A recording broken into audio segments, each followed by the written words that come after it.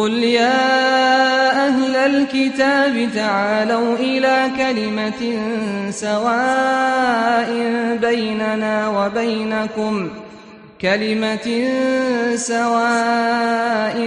بيننا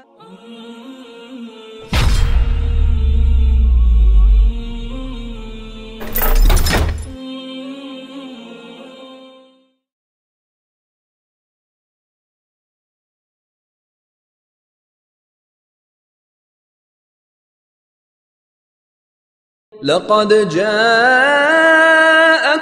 رسول من أنفسكم عزيز عليه ما عنتم حريص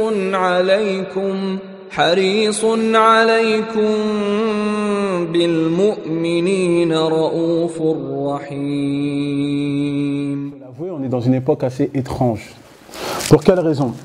Comme vous le savez, lorsqu'on parle du prophète Mohammed, sallallahu alayhi wa sallam, et particulièrement du côté des détracteurs de l'islam, on entend des allégations, des blasphèmes, des calomnies, des plus dégradantes, au point où on ne sait même pas si on doit rire ou pleurer. On ne le sait même plus. Est-ce qu'on doit rire parce qu'ils étalent leur ignorance à grande échelle, comme quelqu'un qui étale ses linges sales devant une place publique? Ou on doit pleurer parce que si ça se propage de cette manière, c'est peut-être qu'on n'a pas fait face à nos responsabilités, qu'on n'a pas su défendre notre prophète Mohammed sallallahu alayhi wa sallam, et peut-être qu'on n'a pas fait le travail de le faire connaître aux gens. Qu'Allah nous pardonne. Lors de ma première partie, à ma conférence, j'ai parlé du lien qu'il y avait entre la croyance et la relation avec l'Éternel et l'amour du prochain. Et au fait, je vais commencer avec la parole de l'imam Ibn al-Qayyim. Ibn al-Qayyim nous dit quoi? Il nous dit que l'amour est divisé en 4 types. Parce que là on parle d'amour, donc l'amour il est divisé en 4 types. Et l'égarement de l'être humain, il se fait justement par le fait qu'il n'arrive pas à distinguer ces 4 types d'amour. Le premier type d'amour, c'est l'amour de Dieu, le fait d'aimer Dieu. Ça, c'est quelque chose de louable, mais ce n'est pas suffisant. Parce que regardez, lorsque par exemple on va dans la conception chrétienne, tout chrétien va dire que les juifs aiment Dieu. Mais pourtant, d'après leur propre dire, ils vont dire que ce n'est pas suffisant pour être sauvés. Et nous-mêmes, dans la conception musulmane, on ne va pas douter que les chrétiens ou les juifs aiment Dieu, mais on va leur dire que ce n'est pas suffisant pour être sauvés. Ça, c'est le premier type d'amour. Après, il y a l'amour de ce qu'aime Dieu. Et ça, c'est ce qui nous permet, je dirais, d'entreprendre le chemin de la guidée. C'est comme, lorsque je vous ai dit dans la première partie, comme quoi quand Jésus dit « Si vous aimez réellement le Père, vous m'aimeriez ». Et lorsque Allah nous dit au prophète sallam « Si vous aimez réellement Allah, fatabihouni, suivez-moi ». Donc ça, c'est le fait d'aimer ce que Dieu aime. Ça, c'est le deuxième type. Ensuite, il y a quoi? Il y a le troisième type, c'est l'amour pour Dieu et en Dieu. Et là, quand on va faire un petit comparatif dans les livres révélés, lorsque vous allez par exemple dans Jean chapitre 17, verset 11, lorsque Jésus dit « Père, garde en ton nom ceux que tu m'as donnés, afin qu'ils soient un comme nous. » Ou sinon, quand on va dans 1 Pierre chapitre 4, verset 12, « Personne n'a jamais vu Dieu, mais si nous nous aimons les uns les autres, Dieu demeure en nous et son amour est parfait en nous. » Et quand on va du côté islamique, on retrouve la même chose. Dans le hadith rapporté par Bukhari et aussi par Muslim, lorsque le prophète sallallahu alayhi wa sallam nous dit « Les musulmans, dans l'amour, dans l'affection et dans la miséricorde qu'ils se portent entre eux, sont semblables à un corps.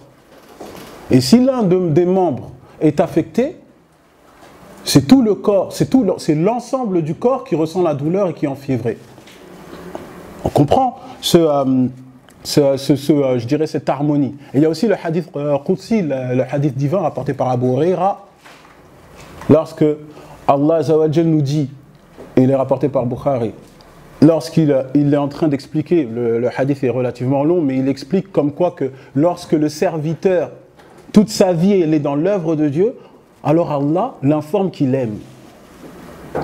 Et Allah, quand il l'informe qu'il aime, qu'est-ce qu'il dit Allah?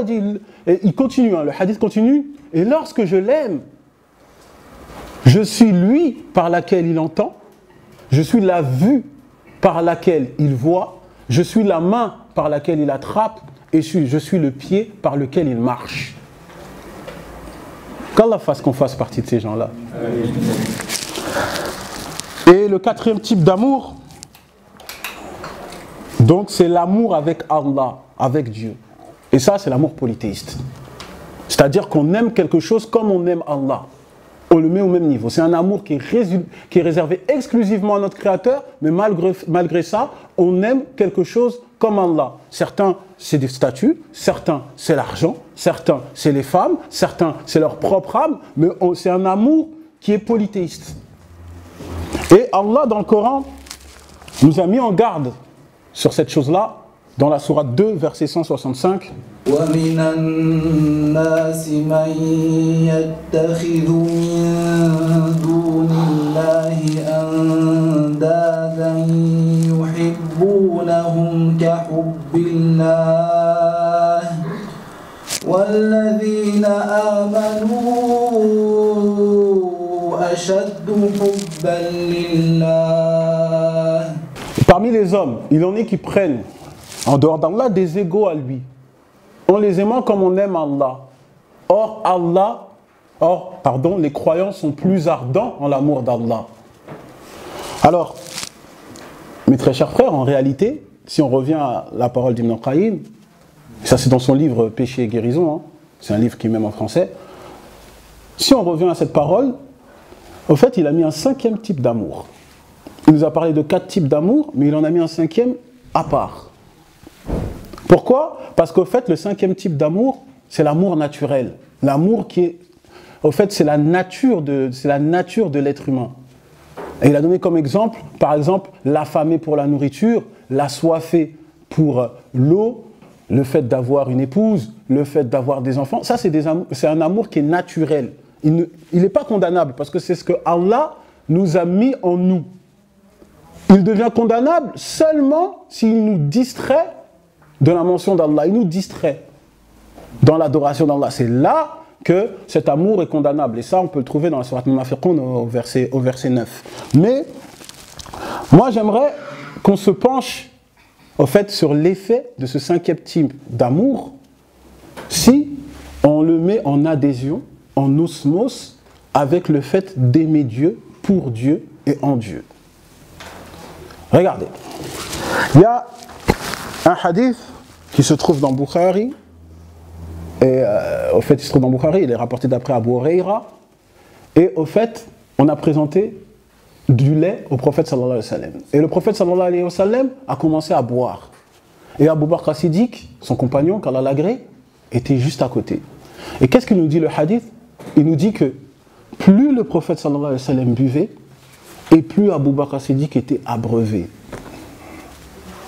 C'est le prophète sallallahu alayhi wa sallam qui boit, et c'est Abu Bakr as-Siddiq qui s'abreuve. Jusqu'à ce que Abu Bakr as-Siddiq dit quoi? Il dit, jusqu'à je n'avais plus soif. Regardez. Il a lié la foi, le fait qu'il avait soif, il l'a lié avec l'amour de ce qu'aime Dieu. Et cet amour est devenu en Dieu et pour Dieu. Et c'est ça qu'il a nourri. C'est ça qu'il a abreuvé. Il y a un autre hadith, également. Ce hadith, il est aussi dans Bukhari. Et c'est toujours Abu Huraira. Et Abu Huraira, au fait, il nous relate une histoire. La première fois que j'avais lu cette histoire, j'ai rigolé. Parce qu'au fait, c'était à une époque où il y avait la famine. Il y avait de la famine. Et Abu Huraira, au fait, il était dans un chemin, il avait faim, il avait super faim. Alors lui, tellement il avait faim, parfois, il mettait une pierre et il l'attachait sur son ventre. Alors qu'est-ce qui s'est passé? Un jour, le prophète sallallahu alayhi wa sallam l'a vu. Il a vu Abu Huraira, il avait faim, son ventre était en train de grogner, il avait faim. Alors le prophète sallallahu alayhi wa sallam l'a vu, il a souri. Et le prophète sallallahu alayhi wa sallam, qu'est-ce qu'il lui a dit? Il lui a dit, accompagne-moi, je vais chez quelqu'un. Alors Abu Huraira l'a accompagné, ils sont arrivés chez quelqu'un. Et il y avait une cruche de lait. Alors, ces personnes-là ont donné cette cruche de lait au prophète sallallahu alayhi wa sallam. Et Abu Huraira, il a vu la cruche de lait, il a dit, ah, c'est bon, maintenant, moi, je vais me nourrir. Et le prophète sallallahu alayhi wa sallam l'a regardé, il lui a dit, il y a des gens de Soufa, c'est des hôtes de l'islam. Ils n'ont ni famille, ni nourriture. Accompagne-moi, on va leur donner cette cruche de lait. Et le hadith, il nous dit quoi? Abu Huraira, il dit que cette parole ne m'a pas plu. Cette parole ne m'a pas plu. Parce que si on donne aux gens de Soufa, il n'y en aura plus pour moi. Mais Abu Huraira a quand même fait, par amour du prophète sallallahu alayhi wa sallam, il l'a fait. Alors il est parti, ils sont arrivés devant les gens de Soufa, et regardez ce que le prophète sallallahu alayhi wa sallam lui dit. Maintenant, sers les gens de Soufa. Alors Abu Huraira commence à servir aux gens de Soufa.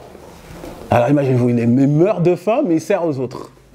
Ah, il en sort une, il sort deux, il sert trois, il sert quatre. Il dit, mais il n'y en aura plus pour moi. Alors il sert tout le monde. Et puis maintenant, à la fin, le prophète sallallahu alayhi wa sallam le regarde et sourit. Il dit, Abu Huraira, apparemment il ne nous reste que nous deux. Il ne nous reste que nous deux. Et Abu Huraira, par respect pour le prophète sallallahu alayhi wa sallam, il a dit exactement, ya Rasulullah, à ton service. Alors le prophète sallallahu alayhi wa sallam, il a dit, assis-toi et bois. Alors Abu Huraira, il a commencé à boire un tout petit peu. Il s'est dit, il n'y en aura pas beaucoup. Alors il a bu un peu, il a voulu donner au prophète sallallahu alayhi wa sallam. Le prophète sallallahu alayhi wa sallam, il a dit, non, bois. Alors Abu Huraira, il a encore bu. Et il a voulu encore donner au prophète sallallahu alayhi wa sallam. Le prophète sallallahu alayhi wa sallam, a dit, non, bois. Alors Abu Huraira, il a bu. Jusqu'à il n'en pouvait plus. Il a encore voulu donner au prophète sallallahu alayhi wa sallam. Le prophète sallallahu alayhi wa sallam lui sourit et lui dit, mais non, bois. Tu voulais boire, non? Bois. Et Abu Huraira, il a dit, par celui qui détient mon âme et celui qui t'a ramené avec le message de la vérité, Wallahi, je ne peux plus boire. Alors le prophète sallallahu alayhi wa sallam a souri, au point où le hadith nous dit qu'on voyait ses canines. Et le prophète sallallahu alayhi wa sallam a bu. Mais regardez, une cruche de lait a réussi à nourrir tout un peuple. Et ça devrait nous faire penser d'un passage biblique, là on parle de la multiplication des pains dans la Bible. Vous voyez, c'est encore des miracles similaires qu'on voit entre les prophètes. Mais regardez, ce qu'on doit retenir de ce miracle, c'est regarder. Pourquoi Allah a descendu ce miracle? Pourquoi Abu Huraira a pu être témoin et jouir de ce miracle? C'est pourquoi? C'est parce qu'il a fait passer son amour spirituel, son besoin spirituel avant son amour et sa subsistance physique. C'est ça l'islam. Mais on ne nous parle jamais de ça. Alors puisqu'il a fait cette chose-là, Allah l'a honoré par un miracle. Et c'est pour cela que le prophète sallallahu alayhi wa sallam souriait. Il lui disait, bois, mais bois maintenant. Voilà la récompense divine qu'Allah t'a donnée. Pour avoir surpassé ta subsistance, tu l'as fait passer Allah et son messager avant ta subsistance. Voilà, regarde maintenant la puissance d'Allah Azza wa Jal. C'est ça l'islam. Alors maintenant, j'aimerais rentrer dans un point où je dirais, parce que de nos voisins chrétiens, on entend souvent Dieu est amour. Mais ma question maintenant, Allah l'est-il aussi? Le Dieu des chrétiens est amour, mais Allah l'est-il aussi?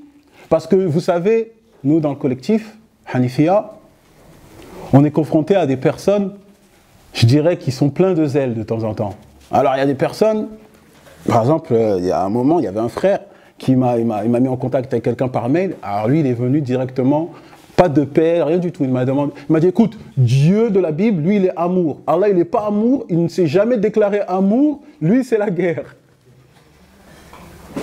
Montre-moi où Allah est déclaré amour. Alors moi, je fus étonné, mais vraiment étonné.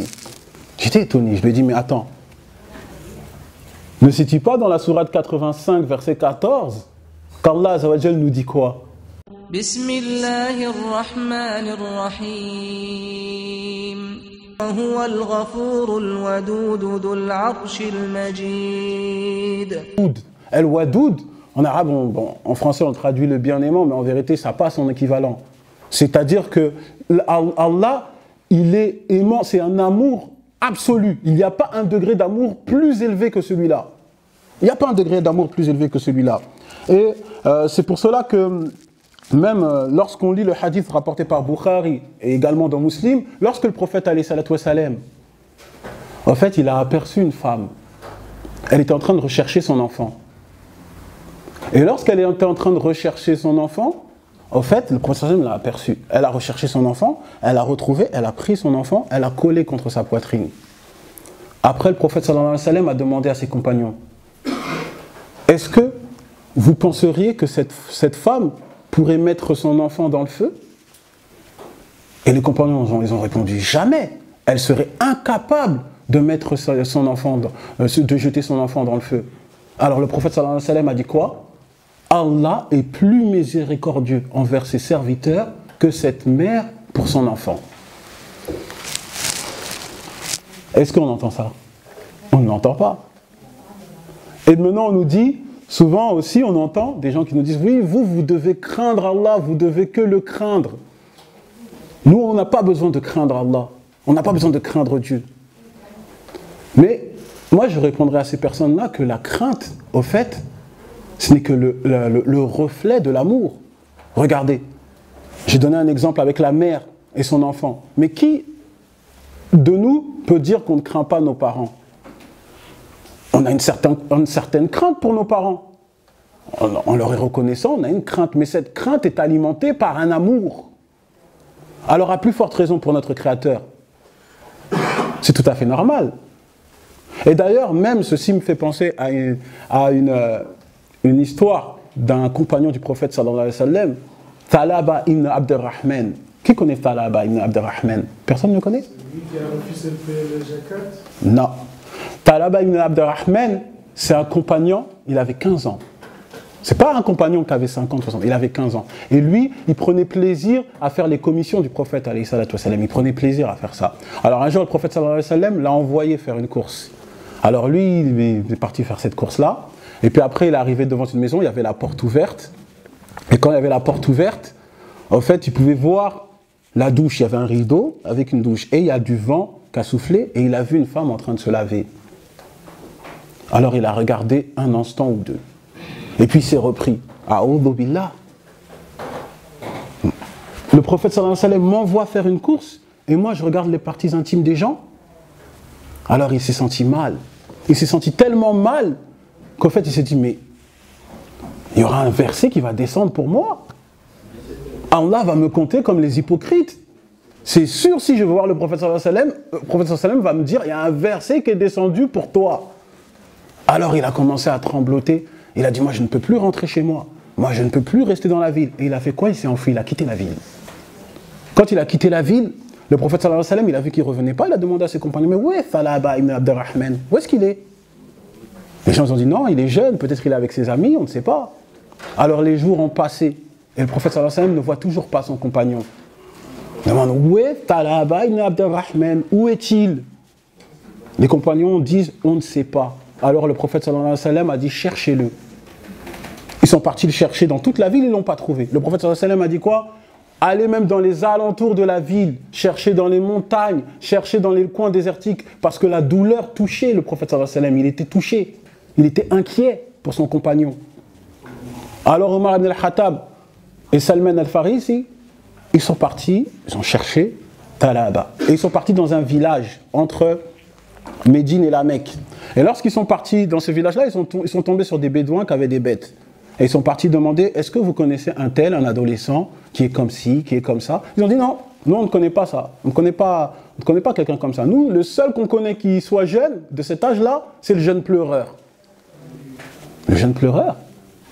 C'est qui le jeune pleureur? Il a dit, c'est quelqu'un là, depuis 40 jours, tous les jours, il reste coincé dans sa montagne et il pleure. Il descend seulement juste pour qu'il boive un peu du lait qu'on lui offre pour s'abreuver. Mais sinon, il remonte dans sa montagne, il pleure. Il fait que pleurer. Toute la journée, il fait que pleurer. Alors Omar ibn al-Khattab et Salman al-Farisi, ils ont attendu le coucher du soleil pour voir c'est qui ce jeune pleureur. Et ils ont vu qui arrivait? Thalaba ibn Abdurrahman avec les visages qui coulent, les larmes qui coulaient sur son visage. Alors, ils lui ont dit, le prophète sallallahu alayhi wa sallam t'a dit de venir, viens. Elle a dit, pourquoi? Est-ce qu'il y a un verset coranique qui est descendu sur moi? Dites-le moi. Est-ce que je suis un hypocrite? Elle a dit, non, on ne sait pas. Le prophète sallallahu alayhi wa sallam t'a dit, viens. Elle a dit, non, je ne viens pas. Laissez-moi mourir dans cette montagne. Alors les compagnons, ils ont incité, ils l'ont pris même par la force, ils l'ont porté. Et lui, Thalaba, il était en train de pleurer, il ne s'arrêtait pas de pleurer. On l'a ramené chez lui. Et quand on l'a ramené chez lui, le prophète sallallahu alayhi wa sallam est venu. Quand il a vu le prophète sallallahu alayhi wa sallam, il a même baissé la tête. Par honte pour le prophète sallallahu alayhi wa sallam. Et le prophète sallallahu alayhi wa sallam, le prophète de la miséricorde, il s'est mis à côté de son compagnon, il a pris la tête de Thalaba ibn Abdurrahman et il l'a mis sur ses genoux. On ne parle pas de ça. On ne nous parle pas de ça. Mais nous, on doit faire connaître notre prophète sallallahu alayhi wa sallam. Alors il l'a mis sa tête sur ses genoux. Et Thalaba ibn Abdurrahman, qu'est-ce qu'il a dit?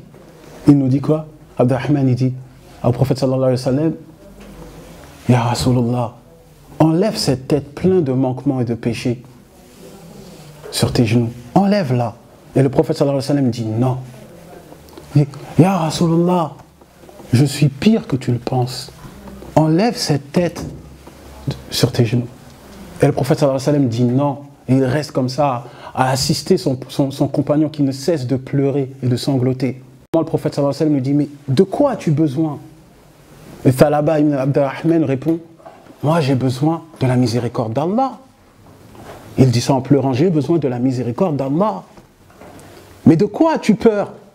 J'ai peur du châtiment d'Allah. Et qu'est-ce que tu espères? J'espère le pardon d'Allah. J'espère le pardon d'Allah. Alors le prophète sallallahu alayhi wa sallam a dit quoi?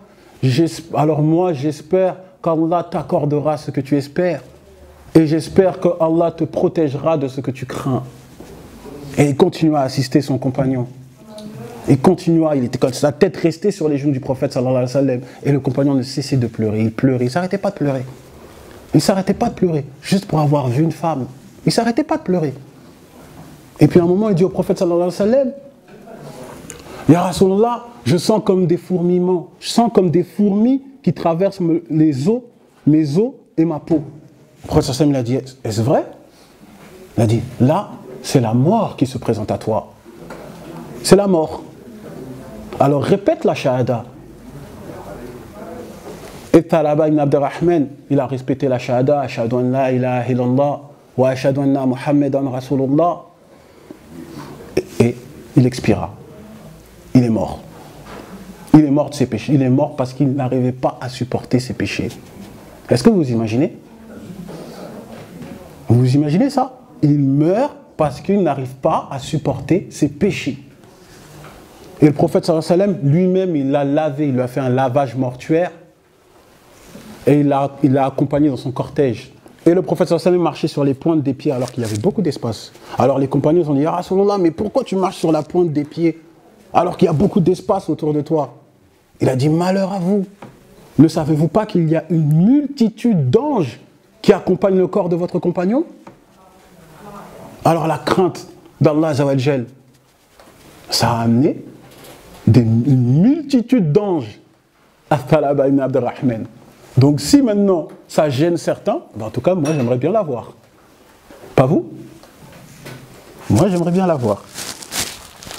Et moi je pense que aussi on devrait parler d'un point qui est assez important, parce que quand on nous dit qu'Allah il n'est pas amour, il n'est pas al-Wadoud, pour moi l'une des preuves, vraiment l'une des preuves les plus magnifiques qui nous poussent à dire que Allah vraiment il est al-Wadoud, c'est que dites-vous qu'il y a des personnes, un verset coranique descend pour eux, alors que durant leur vivant, ils sont vivants, Allah fait descendre un verset pour eux. Moi je vais donner un exemple. Par exemple, Suhaib al-Rumi. Et ça c'est un peu comme le passage dans Matthieu chapitre 19, Matthieu chapitre 19 verset 21. Il y a un passage dans la Bible là où on parle de quelqu'un qui, Jésus lui demande quoi? Il lui demande de laisser tous ses biens, de laisser toutes ses richesses et de le suivre. Alors il y a Suhaib al-Rumi. Suhaib al-Rumi, en fait c'était un Romain. Il est venu à la Mecque, c'était un commerçant. Il avait un grand commerce. Après, il s'est converti à l'islam. Quand il s'est converti à l'islam, qu'est-ce qu'il a fait? Parce que le prophète sallallahu alayhi wa sallam, il était déjà à Médine. Alors lui, son cœur ne pouvait plus tenir. Il voulait rejoindre son bien-aimé. Alors il est parti en direction de Médine. Quand il est parti en direction de Médine, les Quraysh, les polythéistes, l'ont poursuivi. Ils voulaient le tuer. Ils ont dit, comment ça tu vas aller rejoindre le prophète sallallahu alayhi wa sallam? Comme vous savez, les polythéistes persécutaient les musulmans. Donc, ils voulaient tuer Suhaib al-Rumi. Alors Suhaib al-Rumi, il a escaladé une montagne. Et arrivé en haut de la montagne, il dit quoi? Quand il a vu les Quraysh en dessous, en bas de la montagne, il leur dit quoi? Il leur dit, vous savez que moi je suis le plus grand archer parmi vous. Donc si vous m'empêchez d'aller voir mon bien-aimé, moi je vais vous lancer des flèches jusqu'à ce que j'en ai plus. Et si ce n'est pas suffisant, je prendrai mon épée et je vous frapperai dessus jusqu'à ce que mon épée se casse. Mais je vous laisse une autre option. Je vous en laisse une autre. Vous savez que je suis un grand commerçant, que j'ai amassé une grosse fortune. Si vous me laissez partir, rejoindre mon bien-aimé, je vous donne toute ma fortune. Je vous dis où est la cachette, je vous donne tout. Alors eux, ils lui ont dit, où est ta cachette? Alors il leur a dit, et ils sont partis. Et après, quand il est arrivé à Médine, il est rentré dans la pièce là où il y avait le prophète sallallahu alayhi wa sallam avec ses compagnons. Qu'est-ce qu'il a dit? Qu'est-ce qu'a dit le prophète sallallahu alayhi wa sallam en regardant Suhaib? Il a dit, quelle bonne affaire Suhaib! Quelle bonne affaire as-tu fait? Et là, le verset coranique que notre frère vient de nous réciter, qui venait juste de nous réciter, est descendu. Enfin, je pense que tu vas même le redire pour que ça reste dans la tête des gens.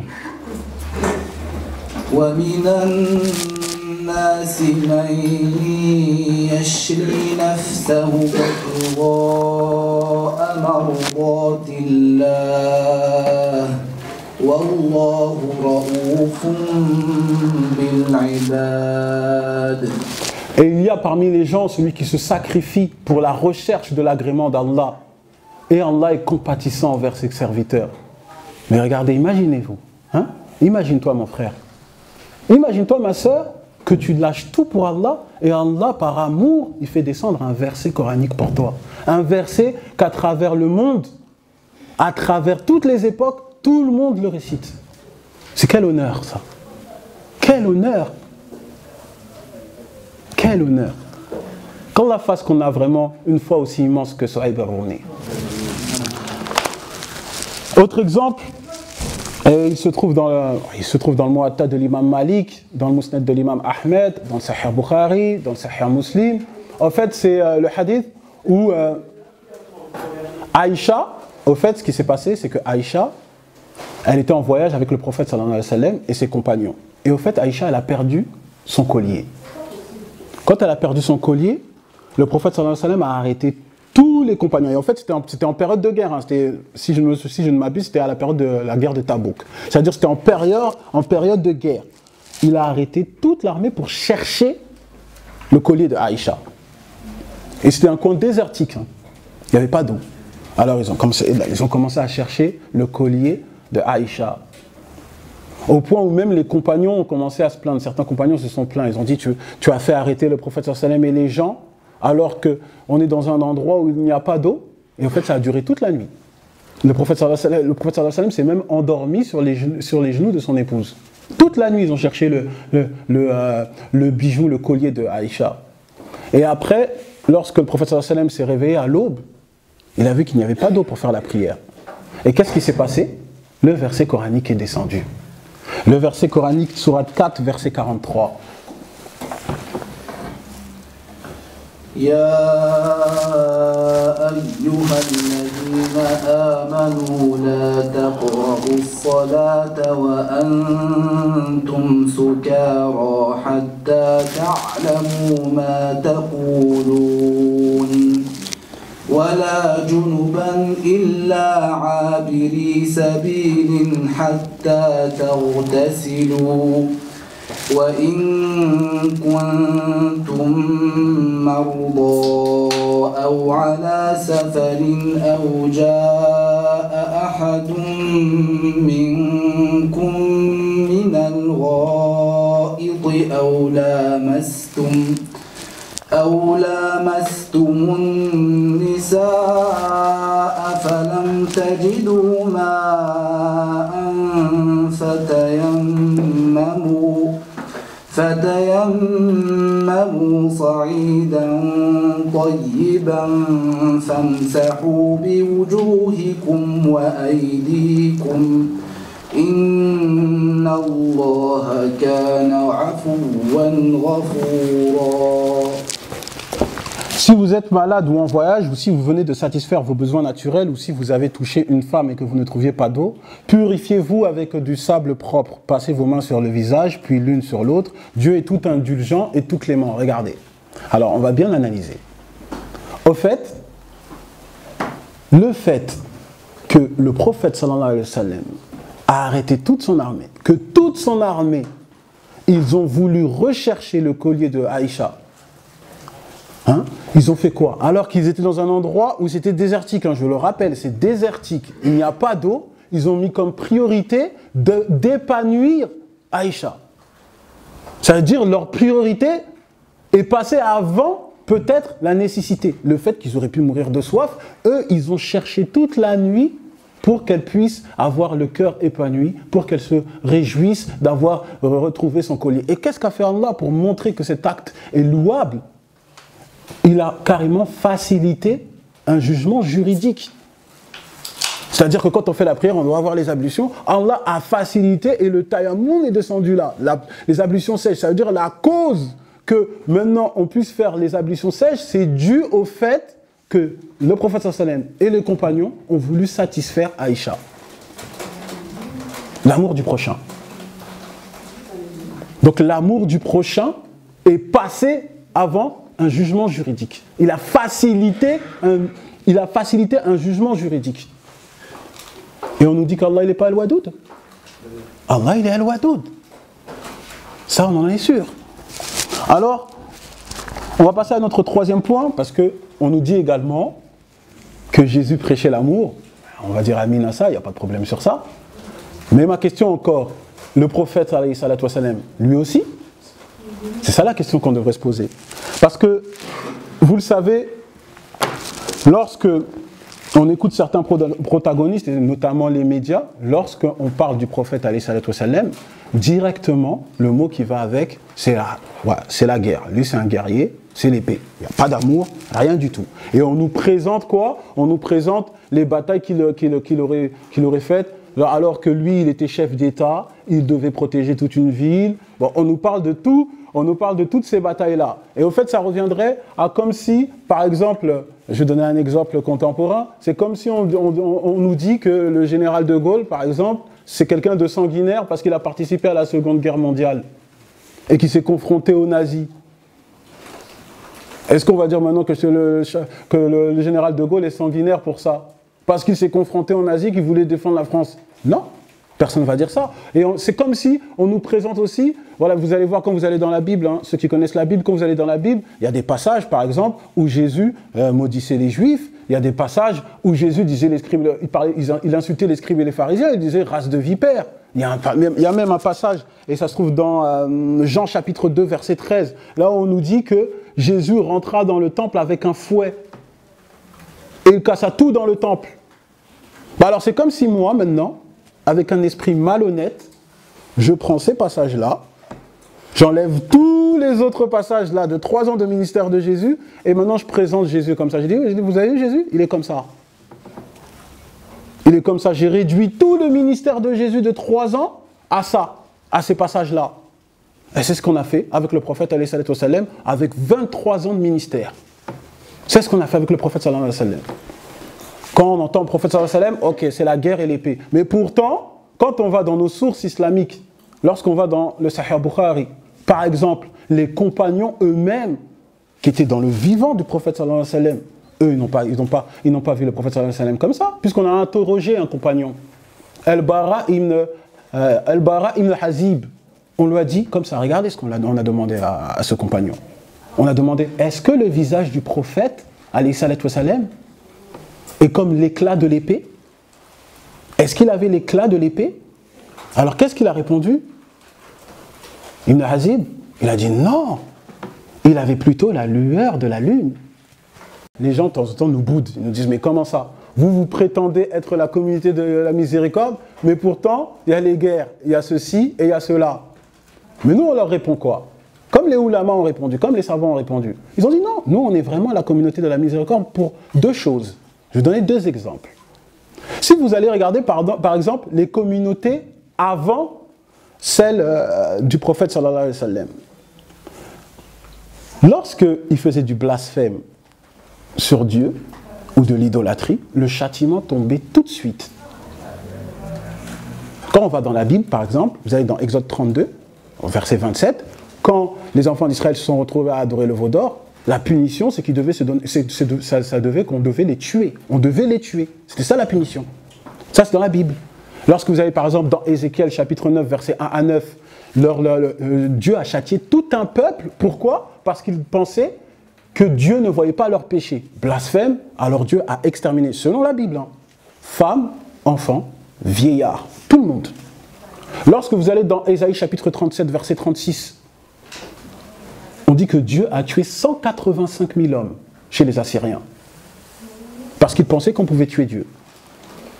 Ça, c'était les peuples avant. Et quand vous allez dans le Coran, on voit que c'est la même chose avec le peuple de Houd, les Had, ou quand on va avec le peuple de Lut, le châtiment tombe directement. Et la miséricorde qui existe dans l'islam, c'est quoi? C'est justement que malgré le fait qu'ils blasphèment, qu'ils fassent toutes ces choses-là au sujet de notre Créateur, Allah reste miséricordieux, le châtiment ne tombe pas.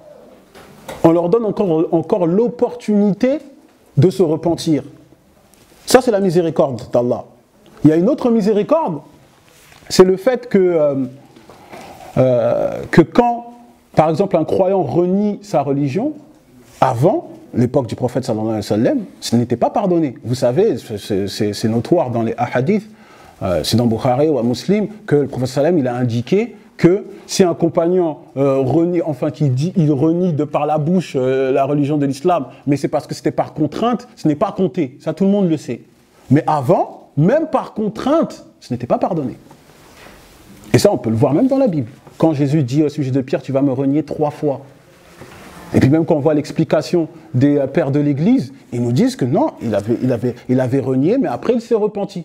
En islam, non. Si c'est par la contrainte, miséricorde. Il y a la miséricorde. Et on comprend maintenant pourquoi il y a le hadith rapporté par Al-Bukhari et Muslim. Ce hadith qui nous dit quoi? Il est rapporté par Muslim, excusez-moi. Lorsque les compagnons du prophète sallallahu alayhi wa sallam sont venus voir le prophète et lui ont dit « Ya Rasulullah, maudit les polythéistes. » Parce que les polythéistes persécutaient les musulmans. « Ya Rasulullah, maudis-les. » Et le prophète sallallahu alayhi wa sallam a dit quoi? « Je ne suis pas venu pour maudire les gens. Je suis venu par miséricorde. » Allahu Akbar. Pourquoi on ne nous parle pas de ça? Et pourquoi le prophète sallallahu alayhi wa sallam agissait de cette manière? C'est parce que Aïcha nous l'a dit. Elle a dit, le prophète sallallahu alayhi wa sallam, quand on demandait quel était le comportement de Rasulullah alayhi wa sallam, on nous disait, mais n'as-tu pas lu le Coran? Le prophète sallallahu alayhi wa sallam, c'est le Coran. Et Ibn Kathir explique ça, que le prophète sallallahu alayhi wa sallam, il est en quelque sorte le reflet du Coran. Le message coranique est visible à travers le prophète alayhi wa sallam. Et pourquoi on ne nous parle pas de ça? Pourquoi? Et toujours pour rester dans le même état d'esprit, hein, toujours dans le même état d'esprit pour prouver que notre prophète sallallahu alayhi wa sallam, on n'a même pas besoin de prouver en vérité, mais c'est pour montrer, hein, on nourrit spirituellement, on est généreux, ça fait partie de l'islam, on va nourrir spirituellement. Donc, quand le prophète sallallahu alayhi wa sallam nous dit, dans un hadith rapporté par Bukhari, lorsque il y a eu un convoi funèbre, lorsque le prophète sallallahu alayhi wa sallam est venu, il s'est levé, et les compagnons ont dit, Ya Rasulullah, mais tu te lèves, c'est un juif. Et le prophète sallallahu alayhi wa sallam a répondu quoi? N'est-ce pas une âme? N'est-ce pas une âme? Ou même, je peux encore continuer, le hadith rapporté par Bukhari et Muslim, lorsque le prophète sallallahu alayhi wa sallam nous dit quoi? Il nous dit qu'à chaque fois qu'il avait un animal et qu'il l'égorgeait pour le cuire, qu'est-ce qu'il faisait? Il en conservait une part pour le donner à son voisin. Mais son voisin, il n'était pas musulman. Son voisin, il était juif. Il était juif, son voisin. Mais on ne nous parle jamais de ces choses-là. Parce que, comme l'a dit Aïcha, son épouse, elle l'a dit clairement. Elle l'a dit, le prophète sallallahu alayhi wa sallam, il est toujours rapporté par Bukhari. Parce qu'on nous parle de Bukhari, moi je reste que dans Bukhari. Comme ça, on va leur comprendre qu'en vérité, ils ne font que sauter des pages. Ils ne font que sauter des pages, alors on va leur montrer où il faut lire. Aïcha nous dit quoi? Aïcha nous dit, le prophète sallallahu alayhi wa sallam ne s'est jamais vengé pour sa propre personne. Jamais. Même quand on lui a donné une offense personnelle, il ne s'est jamais vengé. Il ne se vengeait que pour la cause de Dieu. Et comme le passage que je vous ai dit, là où Jésus, justement, il est venu dans le temple, avec son fouet, il a cassé tout dans le temple. Il a dit, qu'est-ce que vous avez fait du temple de mon père? Donc, il a agi pour la cause de Dieu, mais pas pour sa propre personne. C'est exactement la même chose au sujet de notre prophète, alayhi salat wa salam. Et moi, je peux donner encore un autre hadith. Aujourd'hui, on va vraiment donner, comme ça, les gens vont repartir clairement. Il y a un passage qui se trouve toujours dans Bukhari. Et au fait, c'est un passage, je pense que peut-être les gens n'ont pas bien médité sur ce passage. Quand le prophète sallallahu alayhi wa sallam nous dit quoi? Savez-vous une chose qui est encore meilleure que la charité, que le jeûne et que la prière? Est-ce que vous savez c'est quoi? Maintenir le bon rapport avec les autres. Car la rancœur et les querelles détruisent l'humanité. C'est ce que le prophète alayhi salatu wa sallam nous a dit. Et c'est ce que le prophète alayhi salatu wa sallam nous a dit. Et bizarrement, on ne nous met jamais ces hadiths. On n'en parle pas. Et moi, je pense que vraiment, je vous le dis honnêtement, je pense que le musulman a une part de responsabilité sur ça.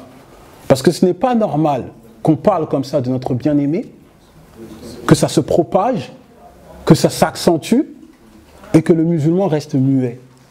C'est où on ne connaît pas notre prophète alayhi salatu wa salam, et là franchement c'est un manquement de foi immense, ou soit notre amour pour le prophète sallallahu alayhi wa sallam n'est pas comme il doit l'être. Ça c'est une chose claire et nette. Mais moi, j'aimerais aussi rajouter une chose, c'est quand on nous dit par exemple que Jésus est amour. Si vous remarquez, même des gens qui ne connaissent pas la Bible, quelqu'un il n'a jamais lu la Bible, il ne sait pas la Bible, il ne connaît pas le christianisme, il est au Pakistan, je ne sais pas dans quel pays, il ne connaît pas. Mais quand on lui dit la Bible, il va dire, moi je ne connais pas ce livre, mais il y a un passage là où Jésus a pardonné la femme adultère, hein, quand on parle de Jean 8, là tout le monde connaît ce passage.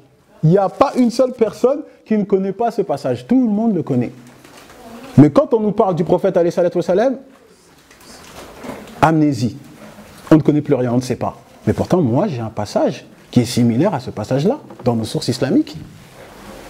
J'ai un passage où le prophète alayhi salatu wa salam a pardonné à quelqu'un qui a fait un péché majeur, alors qu'il devait avoir un jugement juridique divin.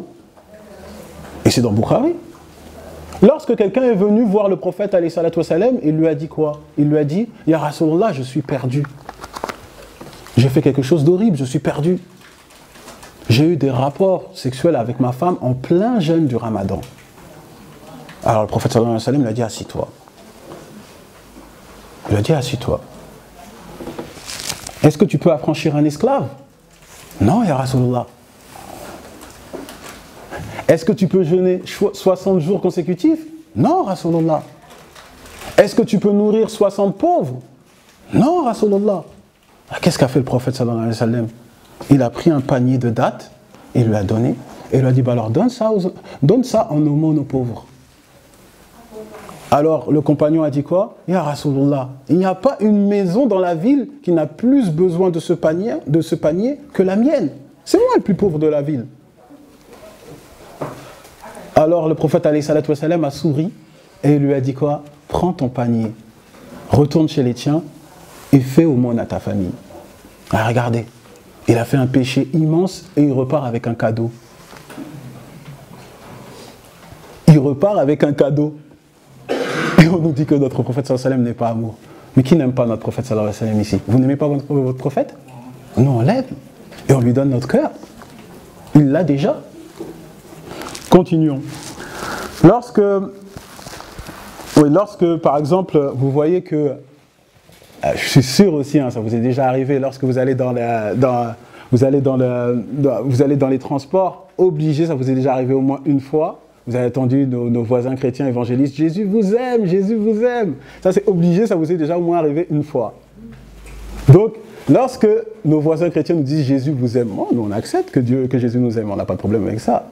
Mais maintenant, la question que je pourrais poser, est-ce que le prophète Mohammed alayhi salatu wa salam nous aime? Est-ce que notre prophète bien-aimé alayhi salatu wa salam nous aime? Parce que nous l'aimons. Nous l'aimons, notre prophète alayhi salatu wa salam. Et ça, lui-même le savait puisqu'il l'a dit dans nos sources. Il l'a dit, et ça, les sources sont notoires, il est dans le Mousnad de l'imam Ahmed, dans Bukhari, Muslim, Tirmidhi, c'est notoire. Maintenant, qu'est-ce qu'a dit le prophète sallallahu alayhi wa sallam? Il a dit, parmi ceux qui m'aiment le plus dans ma communauté, après mon départ, regardez bien ce qu'il dit, hein. Ils aimeraient me voir, quitte à donner leurs biens et leur famille. Ça veut dire, le prophète sallallahu alayhi wa sallam sait que nous, on ne l'a jamais vu, mais il sait que nous, on l'aime au point où on donne nos familles et nos biens pour lui. Il le sait déjà, il nous fait savoir à travers ses sources qu'il est au courant qu'on l'aime de cette manière-là. Alors maintenant, est-ce qu'on trouve dans les livres, est-ce qu'on trouve dans les sources révélées autres que les sources islamiques un message comme ça? Est-ce qu'on le trouve? Qu'on me montre? On ne le trouvera pas. On ne le trouvera pas. Et moi aussi, j'aimerais aussi rajouter, c'est vrai que ça me fait penser à un autre passage dans Matthieu chapitre 10, verset 37. On voit encore une harmonie prophétique. Lorsque Jésus nous dit que celui qui ne m'aime pas plus que sa mère ou son père n'est pas digne de moi. Donc vous avez vu, cet amour que nous on porte pour le prophète alayhi salatu wa salam de cette manière, si certains vont dire que c'est de l'exagération, ben non. Ça c'est un amour qu'on doit avoir pour tous les prophètes.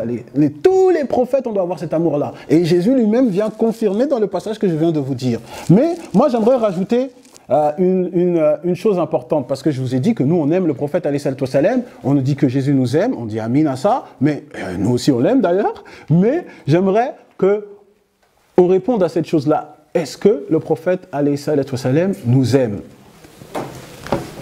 Le prophète sallallahu alayhi wa sallam, est-ce qu'il nous aime? Et pour répondre à cette chose-là, on va aller juste dans un hadith qui se retrouve dans le Mousnad de l'imam Ahmed, et il se trouve également... Il est aussi rapporté par Muslim, lorsque le prophète sallallahu alayhi wa sallam nous dit quoi? Que mes frères me manquent. Mes frères me manquent. Alors les compagnons ont dit, Ya Rasulallah, nous on n'est pas tes frères, nous ne sommes pas tes frères. Il a dit non, vous êtes mes compagnons. Mes frères, ce sont ceux qui ont cru en moi alors qu'ils ne m'ont pas vu. Donc, mon frère, ma sœur, le prophète alayhi salatu wa salam te considère comme son frère et comme sa sœur. Et tu manques au prophète alayhi salatu wa salam. Ça, c'est un message qu'il t'adresse. Il t'adresse ce message qu'il t'aime alors qu'il ne t'a pas vu. Est-ce que maintenant on trouve encore, moi je pose encore la question, est-ce qu'on trouve des choses semblables, des choses similaires, autres que dans l'islam? Est-ce qu'on le trouve? Qu'un prophète nous adresse un message, il nous adresse une lettre. Qu'Allah fasse qu'on soit près de notre prophète bien-aimé. Et autre chose qu'on pourrait rajouter, parce que quand, moi je reste toujours avec l'exemple de nos voisins chrétiens lorsqu'ils nous disent que oui, Jésus nous aime, ils rajoutent oui, Jésus s'est sacrifié pour toi, il s'est sacrifié pour toi. Est-ce que notre prophète, alayhi salatu wa salam, s'est sacrifié pour nous? Est-ce qu'il l'a fait? Alors, outre le fait qu'il a sacrifié 23 ans de ministère pour nous, il a sacrifié toute sa vie, il a subi toutes les épreuves qu'on peut imaginer pour que nous, on puisse être guidés, c'est déjà un sacrifice, et ça, il l'a fait pendant 23 ans, outre ce fait-là, mais il a fait un sacrifice ultime que personne ne fera. Personne ne le fera. Il est rapporté par Muslim, lorsque le prophète sallallahu alayhi wa sallam nous dit quoi? Il nous dit que chaque prophète, il détient une invocation qui est exaucée. Et ils l'ont tous utilisée. Et le prophète, alayhi salatu wa salam, lui, il l'a conservé. Et il l'a conservé pourquoi? Il l'a conservé pour le jour du jugement. Et il la conserve pour le jour du jugement pour qui? Pour lui? Pour sa communauté. Le jour du jugement dernier, là, le jour qui dure 50 000 ans. Jésus s'est sacrifié selon la doctrine chrétienne 3 jours. Notre prophète sallallahu alayhi wa sallam a fait un sacrifice de 50 000 ans. Il s'est prosterné, il a demandé, il a intercédé pour nous. Ummati, ummati. Ça veut dire le prophète sallallahu alayhi wa sallam a intercédé le jour du jugement, le jour où tu auras besoin qu'on t'aide, il a intercédé pour qu'Allah te pardonne. Pour qu'Allah te pardonne. Alors qui maintenant pourra dire que le prophète sallallahu alayhi wa sallam n'est pas amour? Qui pourra le dire? Qui osera le dire même? Alors comment ça se fait, mes frères et mes sœurs, que on entend ça, on entend des allégations sur notre prophète alayhi wa sallam, et on reste toujours muet? Mais c'est honteux. Wallah, c'est honteux. Qu'Allah nous pardonne. Qu'Allah nous pardonne. On ne peut pas rester comme ça. Qu'on nous insulte nous, c'est pas grave. Allah va nous récompenser pour ça. Mais qu'on insulte le prophète alayhi wa sallam, jamais. Ça, on ne l'acceptera jamais. On ne l'acceptera jamais. Moi, je veux conclure, et c'est... je veux conclure, hein, c'est mon dernier point. Je veux faire une petite analyse comparative. Parce que je vous ai dit, je suis dans la religion comparée. Donc on va faire une petite analyse comparative. C'est un passage que nos voisins chrétiens ne cessent de nous rappeler. Et je pense que tout le monde le connaît également. C'est dans Matthieu chapitre 5.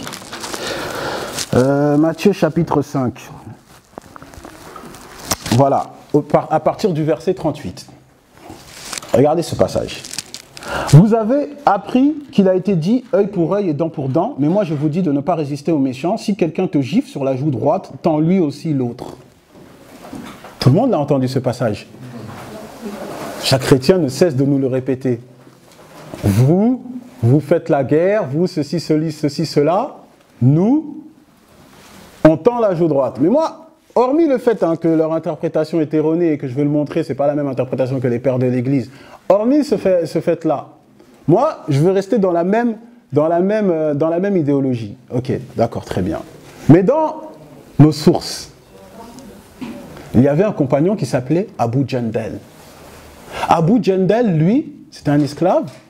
Il était à la Mecque, c'était au temps où il y avait le pacte d'Hudaybiyah. Au fait, c'est quoi? C'est un pacte, si vous voulez, c'est un pacte entre les polythéistes de la Mecque et les musulmans de Médine, comme quoi qu'il y a une trêve et que ce qui est à la Mecque reste à la Mecque et ce qui est à Médine reste à Médine. Maintenant, Abu Jandal, lui, il était à la Mecque. Il se faisait torturer par ses maîtres pour qu'il sorte de l'islam. Ah, il se faisait torturer. Alors un jour, il s'est échappé. Il s'est échappé, attaché, il s'est échappé. Il a rejoint... Il est parti de la Mecque à Médine à pied. Pendant ce temps, les Quraysh l'ont poursuivi. Et puis maintenant, il est arrivé devant les portes de Médine. Le prophète sallallahu alayhi wa sallam avec ses compagnons étaient devant les portes de Médine. Et les Quraysh ont rattrapé Abu Jandal. Et maintenant, ils ont dit au prophète sallallahu alayhi wa sallam, comme ils ont vu que les musulmans étaient en surnombre, ils ont dit, tu sais que tu as fait un pacte avec nous. Que tout ce qui est à la Mecque reste à la Mecque. Et que tout ce qui est à Médine reste à Médine. Donc, rends-nous cet esclave-là. Alors, Abu Jandal dit au prophète, alayhi salam, ne me laisse pas repartir avec eux. Il me torture, il ne faut que le torturer. Il le torture pour qu'il quitte l'islam. Il le torture pour qu'il quitte l'islam. Alors, qu'est-ce qu'a dit le prophète, alayhi salam? Il lui a dit, patiente. Patiente, et peut-être la victoire divine se rapproche. La miséricorde divine se rapproche. Alors, vous savez comment il a réagi, Abu Jandal? Il y a des versions, parce que c'est dans beaucoup de sirah, il y a des versions qui nous disent quoi? Ils nous disent que Abu Jandal, il est reparti avec le sourire. Alors, imagine-toi, tu te fais torturer, tu repars avec le sourire. La satisfaction, c'est-à-dire le fait que le prophète sallallahu alayhi wa sallam te dise, pars, tu auras la récompense divine, ça a suffi à l'apaiser, à le satisfaire. Ça, c'est en accord déjà avec le passage qui vient de nous dire. Mais maintenant, moi, je veux montrer que leur interprétation, déjà, elle est erronée. Parce que si déjà, on va dans les pères de l'Église, Saint Augustin ou Saint Thomas d'Aquin, il ne parle pas, il n'explique pas ce verset comme ça. Il explique de quelle manière. Il explique d'ailleurs avec, je veux expliquer, pour bien expliquer même la manière dont il explique, bah alors je vais même taquiner un peu nos voisins chrétiens. Je vais les taquiner en les expliquant avec un passage dans nos sources, dans les sources islamiques. Lorsque le prophète alayhi salam nous dit dans le Sahih Bukhari, il nous dit quoi? Il nous dit aide ton frère qui soit l'oppresseur ou l'oppressé. Et le compagnon nous dit ya Rasulullah, comment on va aider l'oppresseur s'il fait de l'injustice? Et le prophète sallallahu alayhi wa sallam a dit quoi? Vous l'aidez en l'empêchant de faire cette injustice. C'est comme ça qu'on doit comprendre ce verset. Et les pères de l'Église l'ont compris comme ça. Et d'ailleurs, même si on reste encore dans la Bible, je vous rappelle quand je vous ai parlé que Pierre, il a tranché l'épée, il a pris l'épée, il a tranché l'oreille de quelqu'un. En tout cas, lui, il n'avait pas compris comme ça. Il n'a pas attendu l'autre jour. Puisque dès qu'on a voulu toucher Jésus, que la paix de Dieu soit sur lui, il a directement sorti l'épée, il a coupé l'oreille. En tout cas, il n'avait pas compris comme ça. Et maintenant, moi, je pose encore une autre question, encore pour titiller. Je titille, j'aime titiller. Donc, je titille encore nos voisins chrétiens. Regardez, moi, je vous pose une question. Si, maintenant, un brigand, il vient chez toi, il agresse les membres de ta famille, et toi, tu tends l'autre joue, est-ce que tu penses que ta famille va dire, ouais, lui, c'est un vrai disciple de Jésus? Mais il ne va pas dire c'est un vrai disciple de Jésus, on va juste te traiter de lâche, et point barre. Mais je continue encore mon truc, je clôturerai. Vous avez appris qu'il a été, tu aimes ton prochain et tu détesteras ton ennemi, mais moi je vous dis, aimez vos ennemis, bénissez ceux qui vous maudissent, faites du bien à ceux qui vous détestent, et priez pour ceux qui vous maltraitent. Alors, moi, j'ai un passage qui est intéressant et qui se trouve dans nos sources. Et c'est le hadith où on nous parle de un savant juif, en fait, qui est parti, il est venu réclamer l'argent qu'on lui devait. Il est venu le réclamer 3 jours avant la date où on devait le rembourser. Et quand il est venu le réclamer, il a tenu le col. En fait, il est venu bruyant, il a tenu le col du prophète sallallahu alayhi wa sallam. Omar ibn Khattab, il était là. Alors Omar ibn Khattab, il a réprimandé violemment. Alors le prophète, alayhi wa sallam, qu'est-ce qu'il a dit? Il lui a dit, il a retourné, il a regardé le juif, il a souri, et il a dit au juif, tiens, donnez ce qu'on lui doit, et rajoutez 20 mesures de plus pour l'offense que Omar ibn Khattab lui a donnée. Ça répond tout à fait à ce verset biblique. Tout à fait. Et moi, je rajoute encore autre chose. Lorsque le prophète alayhi salam a conquéri la Mecque, il a reconquéri la Mecque, il est venu sans armes, la tête baissée, avec humilité. Il a avancé, il disait aux gens, vous êtes en sécurité. Vous êtes en sécurité. Et lorsque il est venu à la Mecque, et qu'il était en train de conquérir la Mecque, il est venu à la Mecque, des gens sont venus le voir, il a aperçu une vieille dame qui en vérité était l'amie de son ex-femme. Il est descendu de sa monture, il est parti lui parler pendant 1 heure. Pour qui fait ça? Et puis alors quand il est venu, il était devant les Quraysh. Les Quraysh, ils ont eu peur, ils ont dit qu'est-ce qu'il va faire de nous? Parce que nous, on les a persécutés, on a tué des compagnons, on a pris leurs biens, on a pris leurs maisons, on a tout fait. Qu'est-ce qu'il va nous faire? Qu'est-ce qu'a répondu le prophète alayhi salatu wa salam? Il a répondu ce que Joseph a répondu à ce frère dans la sourate 12, verset 92. Pas de récrimination pour vous aujourd'hui. Qu'Allah vous pardonne, c'est lui le plus miséricordieux, le tout miséricordieux. Et lorsque même encore, je reste encore dans la conquête de la Mecque, Hind, la femme d'Abu Sofyan, qui avait tué l'oncle du prophète, Hamza, elle avait tué l'oncle du prophète, alayhi salatu wa salam. Elle l'a mutilé. Après la conquête de la Mecque, qu'est-ce qui s'est passé? Hind, elle avait peur, elle s'est dit, mais lui, j'ai tué son oncle. Mais le prophète sallallahu alayhi wa sallam l'a laissé en paix. Au point où même, elle est venue voir le prophète alayhi wa sallam pour se convertir à l'islam. Et quand elle a vu que le prophète alayhi wa sallam l'a accueilli comme il se fallait, elle a dit, ya Rasulullah, avant, quand elle n'était pas musulmane, elle disait, ta tante était la plus détestée, celle que je déteste le plus. Désormais, ta tante est celle que j'aime le plus. Et pourquoi le prophète sallallahu alayhi wa sallam, et pourquoi on est arrivé à ce résultat? C'est tout à fait normal. Je vous ai dit que le prophète sallallahu alayhi wa sallam, c'est le Coran qui marche. Et le prophète alayhi wa sallam n'a fait que faire une recommandation que son Seigneur lui a donnée, et le résultat n'est que le résultat de ce que son Seigneur lui a donné. Et ça se trouve dans la sourate 41, verset 34. Mon frère, est-ce que tu peux le réciter?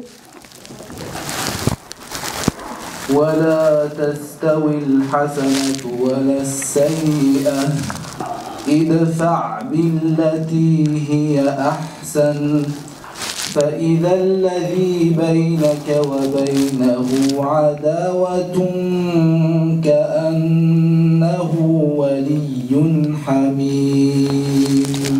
Repousse le mal parce qu'il est meilleur. Et la bonne action n'est pas semblable à la mauvaise. Et tu verras ton ennemi qui devient ton ami intime. C'est exactement ce qui s'est passé avec Int. Donc vous voyez. Et le passage biblique encore continue, je vais terminer, parce que j'ai été relativement long. Et si vous saluez seulement vos frères, que faites-vous d'extraordinaire?